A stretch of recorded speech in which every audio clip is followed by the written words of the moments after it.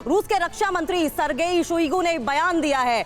जान लेते हैं कि बयान क्या है। पहली बार डैगर मिसाइल सिस्टम का इस्तेमाल किया गया है। अब रह के रशिया ये बताने की कोशिश कर रहा है कि कितने पावरफुल और कितने डेंजरस हथियार उसके पास है। हाइपरसोनिक एरोबैलिस्टिक मिसाइल से हमले किए गए हैं। इसके अलावा हाइपरसोनिक हथियारों से अंडरग्राउंड टारगेट भी तबाह कर दिया गया।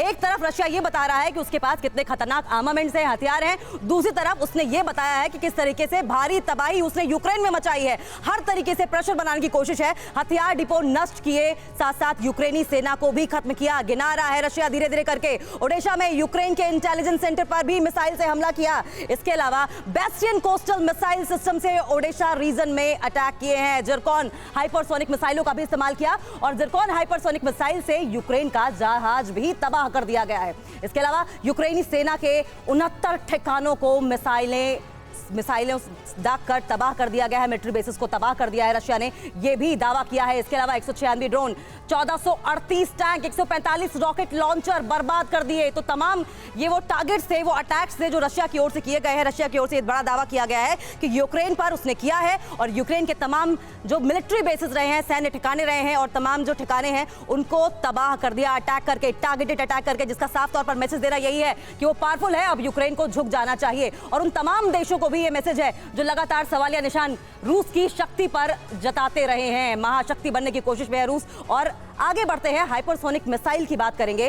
हाइपरसोनिक मिसाइल है क्या, क्योंकि अब देखा यह जा रहा है कि महायुद्ध में हाइपरसोनिक मिसाइलों का भी इस्तेमाल हो रहा है। दरअसल आवाज की रफ्तार से कम 5 गुना तेज, 6174 किलोमीटर प्रति घंटा से ज्यादा की रफ्तार की ये मिसाइलें होती हैं। क्रूज और बैलिस्टिक मिसाइल से लैस पीछा करके अपने टारगेट को तबाह करने वाली मिसाइलें होती हैं। रास्ते में दिशा बदलने की खासियत भी रखती हैं ये मिसाइलें। तेज रफ्तार की वजह से रडार पकड़ नहीं पाते। लॉन्च के बाद पृथ्वी की कक्षा से बाहर चली जाती हैं। पृथ्वी की कक्षा से बाहर जाकर टारगेट पहले लॉक करती हैं, उसके बाद अटैक करती हैं। पिछले 30 से 35 सालों की सबसे आधुनिक मिसाइलें मानी जाती हैं ये।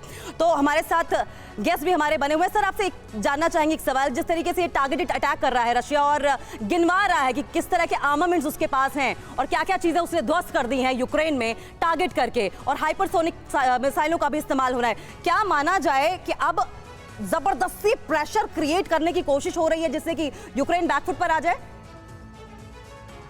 बिल्कुल ठीक कहा है। ये लड़ाई एक इंफॉर्मेशन वॉरफेयर की को एक चरम सीमा पर लेकर चली गई है और सारा जोर इस बात पे है। पहले हम जब लड़ाइयां होती थी तो देखते थे सरप्राइज होगा, एक देश दूसरे देश को इतना बताता नहीं था। अब इसकी खुली नुमाइश की जा रही है और हाइपरसोनिक वेपन्स अभी तक पूरी तरीके से डेवलप भी नहीं हुए हैं और उनको ऑपरेशनलाइज भी नहीं किया गया है। तो ये एक पैंतरा है जो रूस इस्तेमाल कर रहा है। ये वेपन डेवलपमेंट स्टेजेस में है वर्ल्ड में, और इसमें सबसे बड़ी बात यह है कि नॉर्मल बैलिस्टिक मिसाइल के बदले इनके खिलाफ कोई कामयाब या प्रभावशाली एयर डिफेंस सिस्टम नहीं है आज की डेट में। इसके लिए मल्टीपल मेजर्स लेने होंगे और ये एक तरह की खलबली पैदा करने वाली खबर है। इसको बोलते हैं डिसरप्टिव टेक्नोलॉजी, कि आपने दूसरे देश के सोच विचार में ही डिसरप्शन पैदा कर दिया।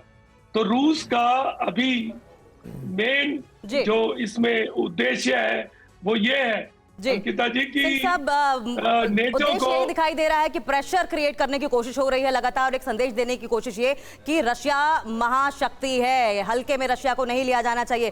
फिक्र आपकी, सोमवार से शुक्रवार रात 9 बजे सिर्फ TV9 भारतवर्ष पर।